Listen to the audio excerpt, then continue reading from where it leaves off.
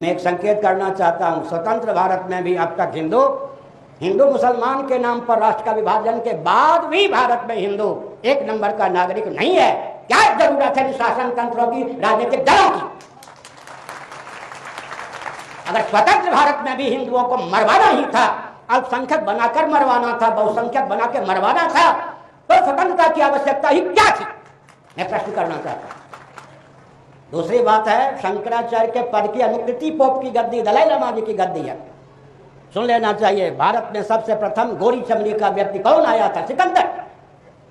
सर्वप्रथम भारत में गोरी चमड़ी का व्यक्ति सिकंदर आया था। उस समय कोई भी ऐसे राजा नहीं थे जो 70 वर्ष से कम अवधि तक शासन करते। कम से कम 115 वर्ष की आयु होती थी।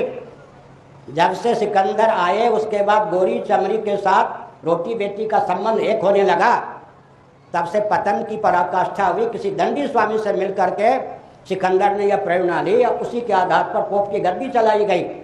वेटिकन सिटी में जो पोप रहते हैं वो रिलीजन, मजहब, पंथ के सर्वोच्च गुरु ही नहीं होते, बल्कि वेटिकन सिटी राजधानी होती है। पोप राष्ट्राध्यक्ष और सेनाध्यक्ष भी होते हैं। मान्य दलाई लामा की गद्दी तिब्बत की दृष्टि से विचार करें तो लगभग 700 वर्षों की है। तिब्बत के संविधान के अनुसार मान्य दलाई लामा बौद्धों के सार्वभौम गुरु ही नहीं होते, वो राष्ट्राध्यक्ष और सेनाध्यक्ष भी होते हैं। यहाँ तो शंकराचार्य पहले से ही राष्ट्राध्यक्ष और सेनाध्यक्ष होते थे। अफगानिस्तान के बाद में बर्मा को, फिर श्रीलंका को, फिर 2 खंडों में पाकिस्तान को बांटा अंग्रेजों ने। भारत के प्रधानमंत्रियों ने अब तक 9 बार देश का विभाजन करवाया है। विभाजन विभाजन विभाजन। इसलिए मैंने एक संकेत किया, श्रीमद् भगवद गीता का 18वें अध्याय के आधार पर तमोगुण की प्रगल्भता जब बुद्धि पर होती है, तब जो ज्ञान विज्ञान उद्बुद्ध होता है उसको वेद असम्मत, जिसमें वेद का तात्पर्य है ही नहीं, सर्वथा विपरीत होता है। पूरे विश्व को सोचने के लिए बाध्य होना पड़ेगा। पूरे विश्व में 80% ज्ञान विज्ञान वेद असम्मत, वेद विरुद्ध होने के कारण सर्वथा विपरीत हैं।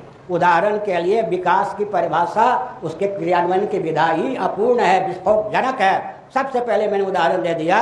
आधुनिक वैज्ञानिकों के अनुसार मानव सृष्टि पृथ्वी पर कुल 30 वर्षों तक शेष है। अगर वैदिक विधा का अवलंबन लेकर, जो कि दार्शनिक, वैज्ञानिक और व्यावहारिक तीनों धरातल पर सर्वोत्कृष्ट नहीं एकमात्र उत्कृष्ट है, विकास को परिभाषित और क्रियान्वित नहीं किया गया तो विस्फोट ही विस्फोट है।